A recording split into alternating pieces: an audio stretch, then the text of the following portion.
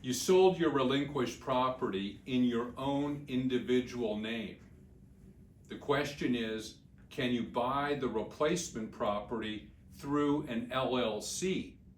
Perhaps you want the LLC for liability, privacy, or maybe your lender is requiring it. Yes, you can buy in an LLC, but that LLC cannot change the continuity of investment in that the same taxpayer that sold the relinquished property has to be the taxpayer to acquire the replacement property. So if you own 100% of the LLC, and the LLC is properly set up as a disregarded entity, a pure pass-through, it would be transparent. It doesn't exist for tax purposes, so long as you wholly own it and it's set up as a disregarded entity. Now that's a great way for you to acquire the replacement property in LLC and not mess up your exchange.